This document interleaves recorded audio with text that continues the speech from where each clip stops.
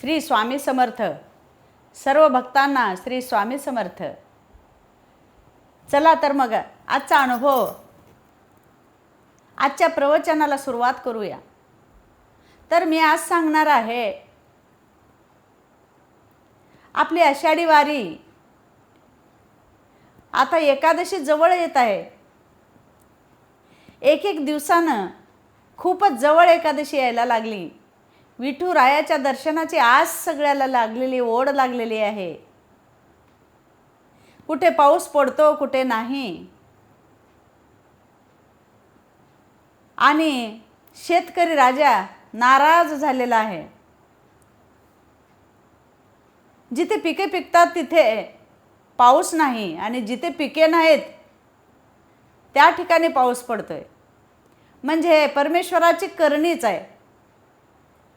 परमेश्वर परीक्षा बघत असतो म्हणल्यासारखं. पण न परीक्षा बघता बळीराजाला सुखी ठेव आणि बळीराजाला खुश कर. शेतकरी माझा सुखी राहू दे, एवढी विठ्ठल चरणी प्रार्थना मी करते. तर परमेश्वरा, शेतकरी जर खुश असला, शेतकरी जर चांगला असला, पाऊस जर व्यवस्थित पडला, तर सगळे आपले वारकरी, आपले भक्त सगळे सुखी राहतील आणि पोटभर खातील. जनावराला चारा नाही, पशुपक्ष्याला पाणी नाही, असं होता कामा नये. दुष्काळ पडता कामा नये. तर अशाच एका दुष्काळाची गोष्ट मी सांगणार आहे. तर ज्या वेळेला भोग भोगतात, ज्या वेळेला ते दिवस जातो, त्यावेळेला खूप कठीण असतं. खूप कठीण. सांगायला कथा छान वाटतात, पण ज्या वेळेला एखाद्या माणसाच्या अंगावरून स्वतः भोग भोगलेले असतात, त्या दिवसाला त्यांनी जवळून बघितलेले असतात, तो काळ फार वाईट असतो. आणि ह्या सत्य घटना असतात. ही कथा कानाला गोड लागल म्हणून सांगायचं नसतंय. ही कथा खरी घडलेली, आणि हे सगळं काही भोगलेलं आहे. आपल्याला थोडा पाऊस पडत नाही, पाऊस पडणारच आहे, विठुमाऊली पाडणारच आहे, तरी पण आपल्याला थोडासा दम पडत नाही. आपण भांबावून जातो आणि आता पाऊस पडणार नाही, पिकं पिकणार नाही, दुष्काळ येईल, आपण काय खायचं असा विचार करतो. आता सोयीसुविधा भरपूर झालेल्या आहेत, तरीसुद्धा आपण विचार करतो.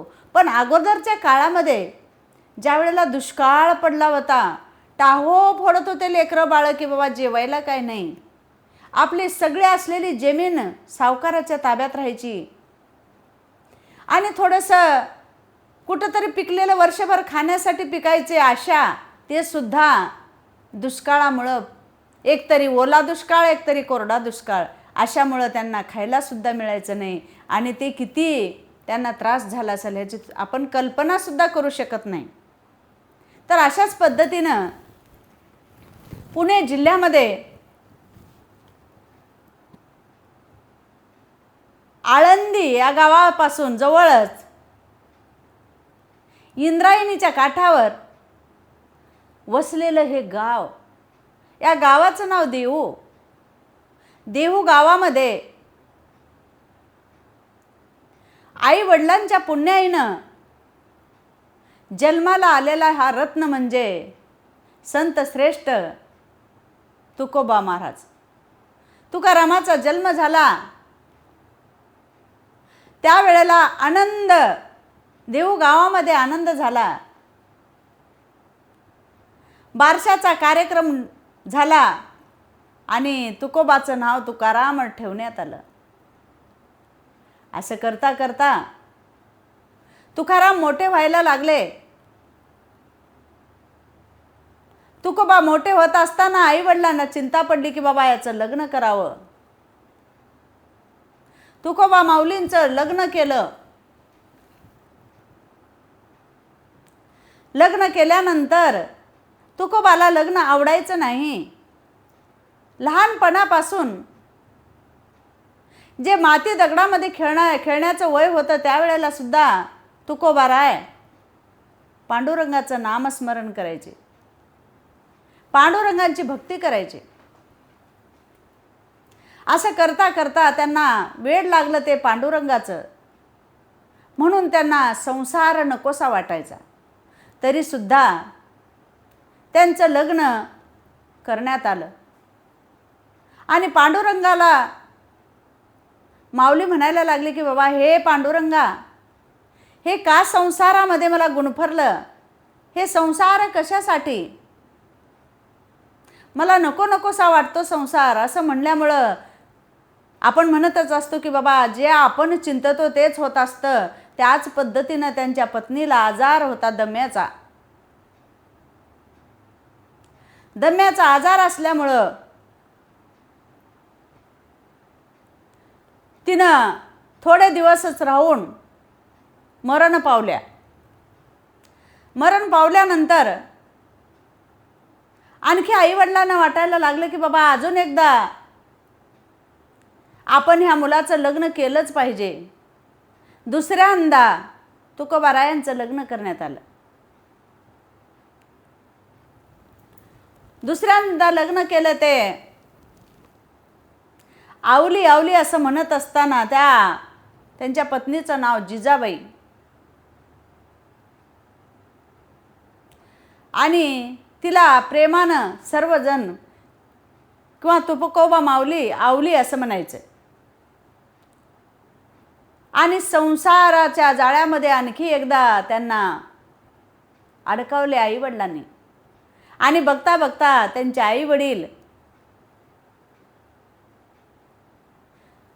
आईवडील सुद्धा नाहीसे झालेत. वडील वारले, आई वारली. आणि तुकोबा माऊली म्हणायला लागले की बाबा मी आता मोकळा झालो. आई वारली, नंतर पत्नी वारली, आता मी मोकळा झालो. तर ही दुसरी पत्नी केल्यामुळे त्यांनी संसारामध्ये अडकले. आणि संसार करता करता त्यांना 2 मुलं झाले. आणि ज्या वेळेला आई वडील वारले त्यावेळेला तुकोबारायाला वाटायला लागलं की बाबा हे संसार फार वाईट असतो. ह्या संसारामध्ये जर आपण गुंतलो तर आपल्याला परमेश्वराचं नाव घेता येणार नाही. असा विचार करत असताना त्यांच्या तुकोबारायाला म्हणतात की बाबा याच्याजवळ काहीच नव्हतं. आणि तुकोबाराय गरीब होते, पण अजिबात ते गरीब नव्हते. त्यांच्या आईवडिलांकडे 65 लाखांची जहागिरी होती. भरपूर पैसा, दागदागिना, घरे दारे, शेती, सगळं काही त्यांच्या वडिलांकडे तुकोबारायांच्याकडे होतं. भरपूर होतं. आणि त्यांचं अगोदरपासून एक दुकान सुद्धा होतं.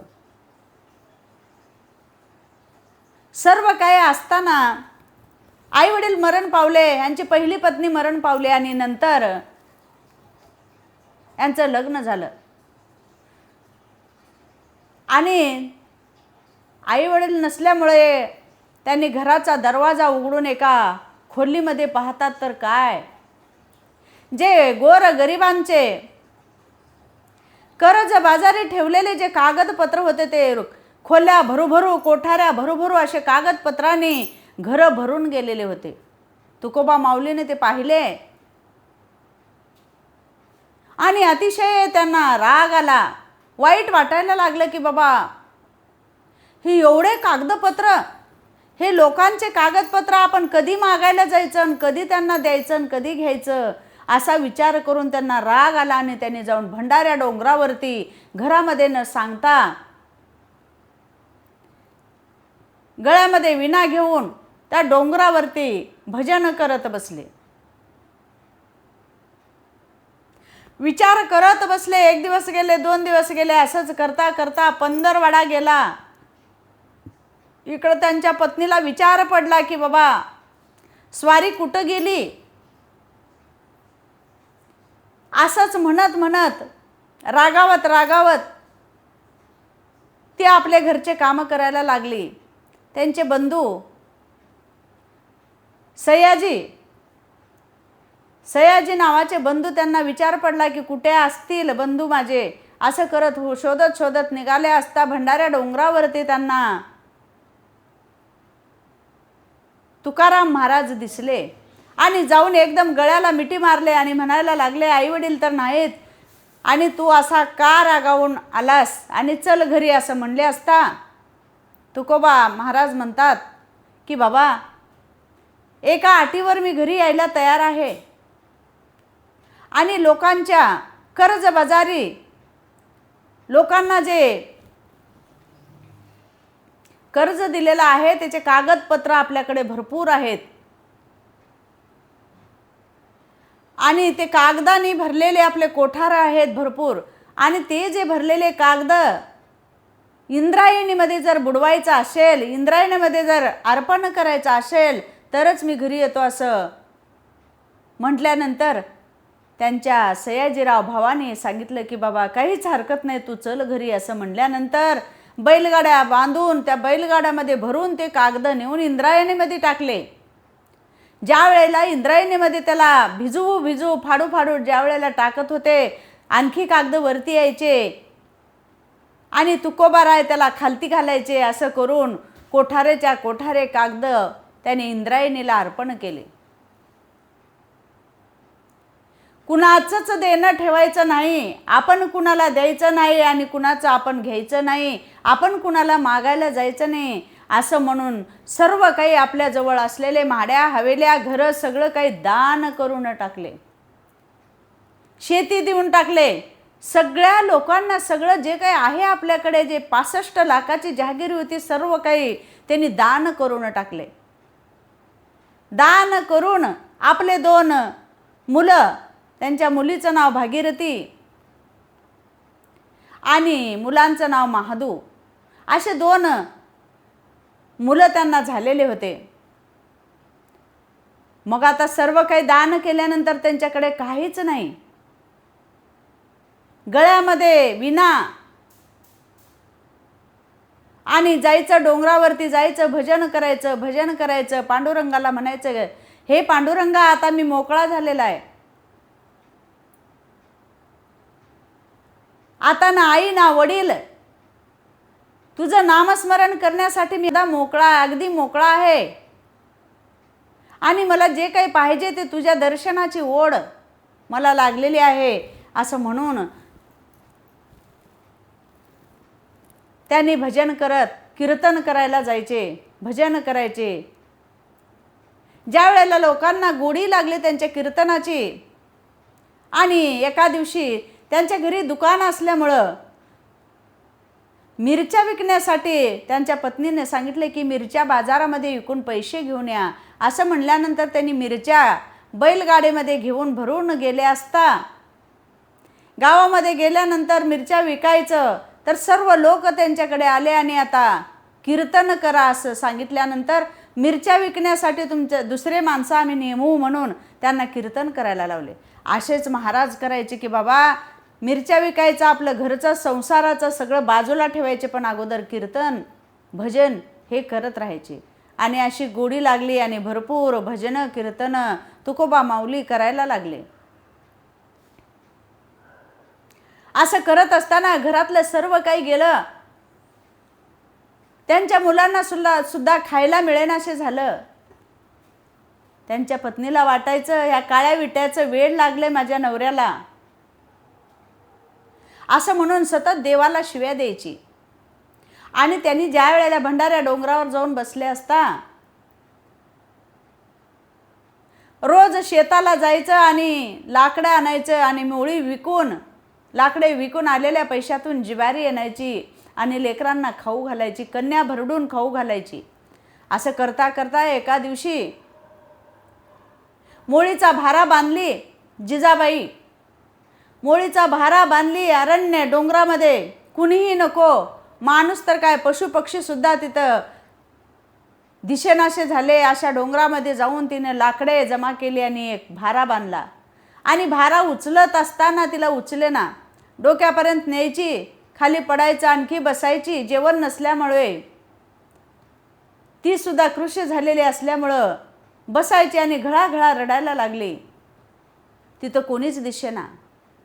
त्यावेळेला विठू नावाचा एक गुराखी तिथे आला आणि म्हणायला लागला, काय झालं आईसाहेब, काय रडता?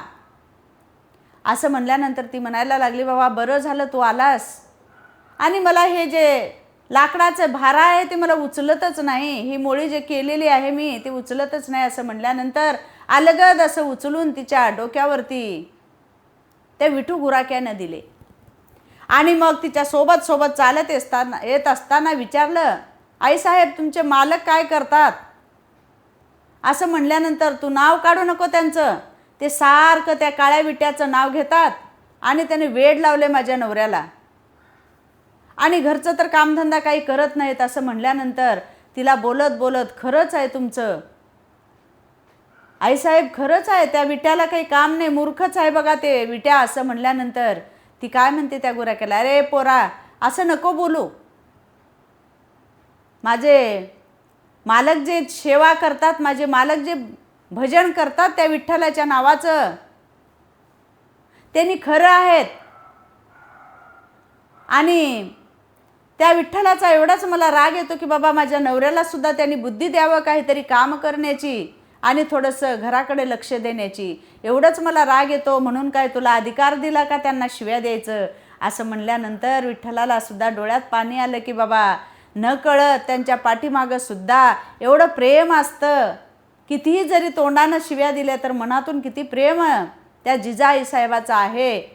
असं म्हणून त्यांनी घरापर्यंत गेले आणि तिला बोलत बोलत ज्या वेळेला तिनं भारा तिथं टाकली आणि म्हणली, बाबा थांब इथे तुला मी पाणी आणून देते. असं म्हणून घरामध्ये गेले असताना पाणी घेऊन आल्यानंतर तिथं कोणीच नाही, विठू गुराखी पसार झाले आणि दिशेनाशे झाले. मग ती म्हणायला लागली, अहो आताच मला रानातून मी लाकड्या आणत असताना मला एक गुराखी भेटला होता, त्याचं नाव विठू होतं, आणि ते आत्ताच मी पाणी आणलं असता दिशेनाशे झाला, कुठे गेला? असं म्हणल्यानंतर तुकोबाराय तिथे आले आणि म्हणायला लागले, अगावले हे गुराखी कुणीच नव्हता, माझा विठ्ठल इथं आलेला होता, म्हणून इथं बघ चंदनाचा वास येतोय, कस्तुरीचा वास इथं यायला लागलाय. आवले तू भाग्यवान आहेस, मी रात्रंदिवस त्यांचं नामस्मरण करतो, माझ्या तोंडामध्ये विठ्ठल विठ्ठल नाव आहे, पण मला कधी दर्शनाला ती मूर्ती दिसली नाही. पण तू किती भाग्यवान आहेत, तुझा आज दिवस किती चांगला आहे, तुझ्या घरापर्यंत तुला बोलत बोलत आलेले कोणीच विठू गुराखी नव्हता, माझा साक्षात परब्रह्म परमात्मा विठ्ठल होते. असं म्हणल्यानंतर टाहो फोडून ती सुद्धा रडायला लागली. जड अंतकरणाने तुकाराम महाराज म्हणायला लागले, हे विठ्ठला पांडुरंगा, मला किती ओढ असते रे तुझ्या दर्शनाची, पण तू मला दर्शन कधीच दिला नाहीस, आणि माझ्या आवलीला तू दर्शन दिलास, सोबत आलास. आणि आवली म्हणायला लागली, मी सोबत बोलत आले, मी दंडवत घेतले नाही, मी चरण धरले नाही, आणि मी त्याला शिव्या देत देत आले. असं म्हणून दोघेही आनंदानं त्या ज्या ठिकाणी विठू माऊली थांबले होते त्या ठिकाणचं दर्शन घेतले. अशाच पद्धतीनं तुकाराम महाराजांच्या घरी काहीच नको खायला. त्यावेळेला आता हे झालं पांडुरंगाचं. पांडुरंग आले, गुराखी झाले आणि गेले. मग गेले असता पांडुरंगाला त्यांची पत्नी रखुमाबाई म्हणायला लागल्या की, हे ओ देवा परमेश्वरा पांडुरंगा, हे बघा मी आता हे तुम्ही जास्तच नाव घेता, कुठे गेलो होतो म्हणल्यानंतर तुम्ही जिजाबाईला मोळी उचलून दिली, आणि तुमचा भक्त खूपच भक्त लाडका आहे, हा तुका कोण आहे हे मला बघायचंच आहे. असं म्हणल्यानंतर विठ्ठलाने त्यांना पांडुरंगाने उत्तर दिलं की, हे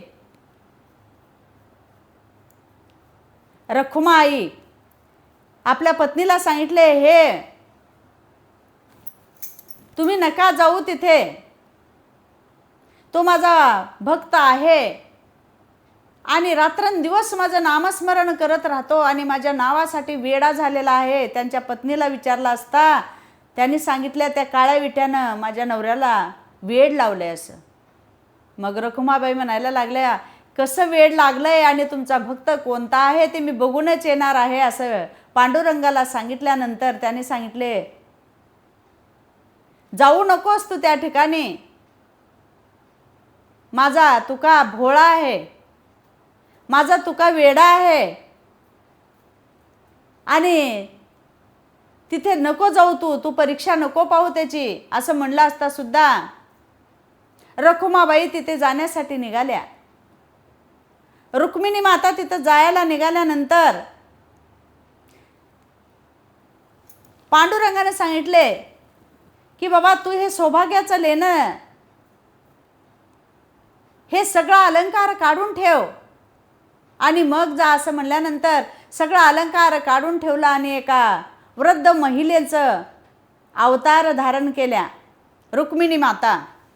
आणि एक गाठोडं घेतलं, काखेमध्ये एक गाठोडं, पांढरे शुभ्र केस आणि वयोवृद्ध अशी भिकारीण होऊन त्यांच्या घरासमोर गेली आणि म्हणले, कोणी आहे का घरामध्ये? तुकोबारायाचं घर हेच आहे का? कुणी आहे का घरामध्ये? असं ओरडत असताना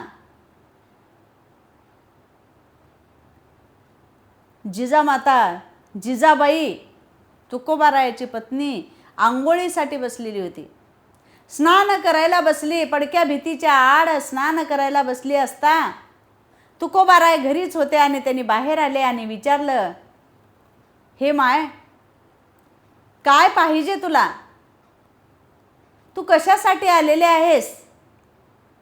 असं म्हणल्यानंतर तिनं म्हणले, मी भिक्षेला आलेले आहे, वाढ काहीतरी. असं म्हणल्यानंतर तुकोबा माऊली म्हणायला लागले, तुकाराम महाराज, की बाबा माझ्या घरी काहीच नाही तुला वाढण्यासारखं. माझे जे 2 मुलं आहेत ते सुद्धा भुकेने व्याकुळ झालेले आहेत, आता वाढायला माझ्या घरी काहीच नाही. असं म्हणल्यानंतर रुक्मिणी माता त्या वयोवृद्ध म्हातारीच्या वेशामध्ये जे होत्या त्यांनी सांगितले की बाबा मला तू वस्त्र दान कर, एखादी साडी असली तर मला दे. असं म्हणल्यानंतर तुकोबाराय म्हणायला लागले, आता काय करायचं आवले, आठवड्याला एकदा तू साडी, आठवड्यातून एकदा बाजार राहायचा आणि त्या बाजाराच्या दिवशीच तिनं साडी धुवायची. एकच साडी जिजाऊकडे, त्या आवलीकडे एकच साडी असल्यामुळे तिने आंघोळ करायची, भिंतीवरती साडी ठेवायची आणि तीच साडी घालायची आणि त्या बाजाराच्या दिवशीच ती साडी धुवायची. तुकोबारायाच्या पत्नीनं साडी धुवून वाळू घातलेली आहे पडक्या भीतीवरती आणि स्नानाला बसलेली आहे. आणि आज काही माझी आवली साडी धुणार नाही. त्यांनी सांगितले रुक्मिणी मातेला की तुम्ही परवाच्या दिवशी या, आज शनिवार आहे आणि सोमवारच्या दिवशी आमच्या जुन्नरचा बाजार असतो, त्या बाजाराच्या दिवशी तुम्हाला आम्ही साडी देऊ. असं म्हणल्यानंतर एक दिवस थांबून दुसऱ्या दिवशी सोमवारच्या दिवशी रुक्मिणी माता परत आल्या आणि त्या दिवशी ज्या वेळेला साडी वाळत घालायला लागली आणि स्नानाला बसली त्यावेळेला पटकन जाऊन तिनं स्नान करत असताना हळूच जाऊन तुकोबारायाने तिची साडी ओढून आणली आणि रुक्मिणी मातेला दान केली. रुक्मिणी माता ती साडी घेतली आणि पंढरपूरला गेल्या आणि सांगितलं विठ्ठलाला, हे बघा मी तुमच्या भक्ताची परीक्षा घेतला आणि ही साडी आणली. असं म्हणल्यानंतर पांडुरंगाच्या डोळ्यामध्ये अश्रू आले आणि म्हणले, अगं त्या तुकोबाच्या पत्नीला, माझ्या आईला एकच साडी होती, ती सुद्धा तू घेऊन आलीस आणि ती आता कशी राहणार, तिने काय नेसणार. फार वाईट वाटलं विठ्ठलाला आणि त्यांनी 108 साडीचं गाठोडं तयार केलं आणि स्वतः परमात्मा पांडुरंग 108 साड्याचं गाठोडं घेऊन तुकोबारायाच्या घराकडे निघाले आणि त्यांच्या दारावरती आले आणि सांगितलं, तुकोबाराय घरात आहेत का? असं म्हणल्यानंतर त्यांची पत्नी ज्या दिवशी साडी दान केलं होतं त्या दिवशीपासून ती स्नान करून घरामध्येच होती, नेसायला साडीसुद्धा नव्हती. आपण सगळं ऐकायला छान वाटतं, पण ज्या वेळेला जे माणसावरती ही पाळी येते त्यावेळेस काय परिस्थिती असेल आणि कसे ते दिवस काढले असतील विचार करण्यासारखा आहे. परमात्मा पांडुरंग त्यांच्या पाठीवरती एवढा मोठा हात असताना, परमात्मा पांडुरंग त्यांच्या सोबत जेवत असताना, त्यांच्या सोबत राहत असताना, लाकडाची मोळी उचलून दिली असताना एवढे वाईट दिवस सुद्धा त्यांनी भोगलेले आहेत. मग ती भीतीच्या आडवं थांबून सांगते, नाही आहेत त्यांनी स्नानाला गेलेले आहेत इंद्रायणीवर, घरामध्ये नाहीत असं म्हणल्यानंतर त्यांनी सांगितले, हे बघा, आणि पंढरपूरहून विठ्ठलाने तुमच्यासाठी साड्या पाठवलेल्या आहेत आणि त्या साड्या मी घेऊन आलेले आहे. आणि तुमचे तुकोबा राय, तुमच्या मालकानी ह्या साड्या घेऊन दिलेल्या आहेत आणि त्या घेऊन ठेवलेल्या साड्या विठ्ठलाने इकडं पाठवलेल्या आहेत आणि मी तुम्हाला द्यायला आलेला आहे असं म्हणल्यानंतर ती सांगितली, त्यांनी इंद्रायणीवर गेलेले आहेत. आल्यानंतर या म्हणल्यानंतर तितक्यात तुकोबाराय आले आणि 108 साड्याचं गाठोडं तेथे ठेवून परमात्मा पांडुरंग गेलेले होते. तेथून गटोडं बांधून रुक्मिणी माता आणि विठ्ठल हे दोघांनी येऊन साड्या देऊन गेलेलं गाठोडं तुकोबारायने आत आणलं आणि सांगितलं, आवले आवले बघ, हे बघ, स्वतः आई आणि बाप तुला विठ्ठल आणि रुक्माई होऊन तुला किती साड्या नेसतीस बघ, एवढ्या साड्या तुला पुरवठा परमात्मा पांडुरंगानं केलेला आहे असं सांगून दोघं एकमेकाच्या गळ्यात हात घालून नाचायला लागले आणि साडी नवीन घालून पांडुरंगाला प्रार्थना केली, हे पांडुरंगा, कसा आहेस रे तू? एकदा नाही दोनदा माझ्या दारापर्यंत येऊन मला दर्शन देण्यात गेलो असं म्हणल्यानंतर लगेच विठ्ठल आणि रुक्माई दोघांनी समोर थांबून दर्शन दिले. तुकोबारायला आणि त्यांच्या आवलीला दोघांनीही आनंदानं दर्शन घेतले. आणि म्हणून मी सांगत असते की बाबा, पांडुरंग आपल्या पाठीशी उभा असताना आपल्याला कसलीच चिंता करायची गरज नाही. तुम्ही चिंता करू नका, का तर भिवू नकोस, मी तुझ्या पाठीशी आहे. कटेवर हात ठेवून सुद्धा दर्शन श्री स्वामी समर्थांनी दिलेलं आहेत. अवतार सगळा एकच आहे, म्हणून आपण भ्यायची गरज नसते. फक्त आपण संयम ठेवायचा आणि आपल्या अंतकरणातून हाक मारायची. हाक मारत असताना सुद्धा जो खरा भक्त आहे त्याच्यावरच ही असली पाळी येत असते. त्याच्यामध्ये क्षमता असते की बाबा आपण सगळं सहन करतो. ते सहन करतात म्हणून देव त्यांची परीक्षा पाहत असतात.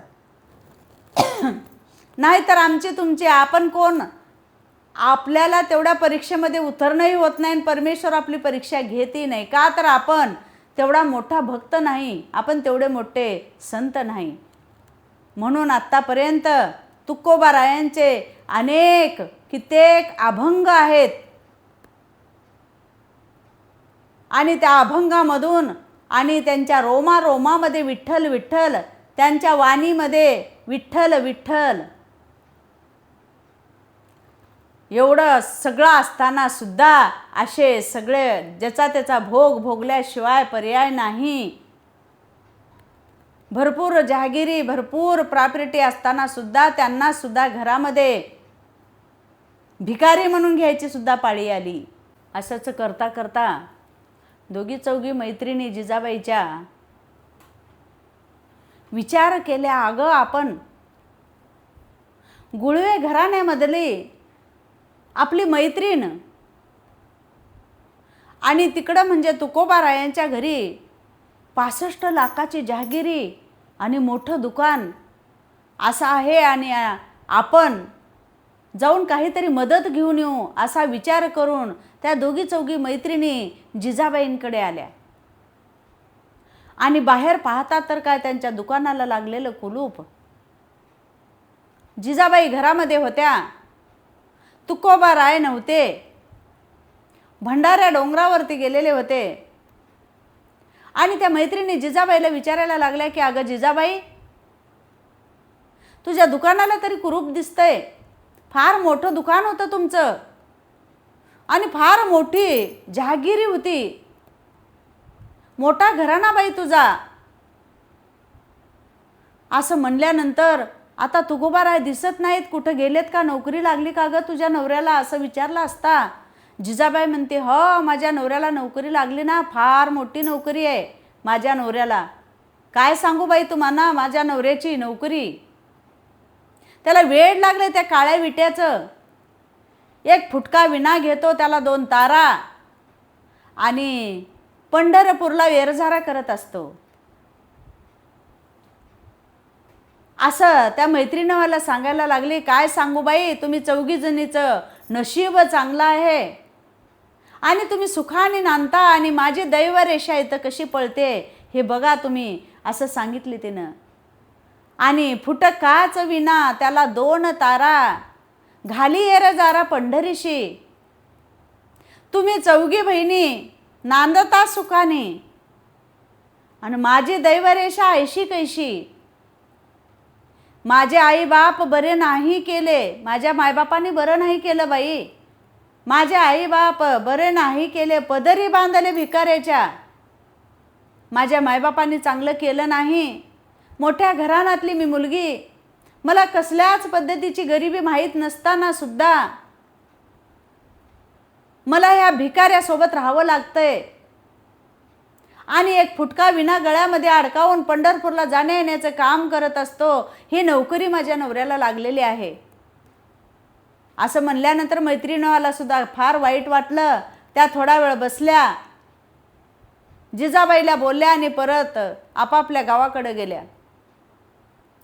अशा पद्धतीनं मैत्रिणीला सांगितली जिजाबाई. थोडक्यात माहिती मी सांगितलेलं आहे. म्हणून देव जर आपल्या सोबतीला असलं तर आपण कसलीच चिंता करायचं नाही, आणि निस्वार्थपणे त्यांनी आपल्या बापाची असलेली जहागिरी सर्व लुटून टाकले, गोरगरिबाला वाटून टाकले, आणि आपला संसार आपण काय होतो त्याच पद्धतीनं त्यांनी राहायला शिकले. अंगावरल्या कपड्यावर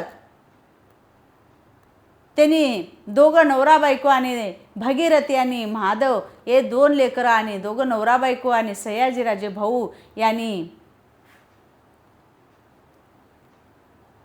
संसारामध्ये जे काय आलं ते भोगण्याची ताकद सामोरे घेऊन देवाचं नाव घेत राहिले. अशा श्रेष्ठ संत, श्रेष्ठ जगद्गुरु तुकोबारायाच्या चरणी नतमस्तक होते.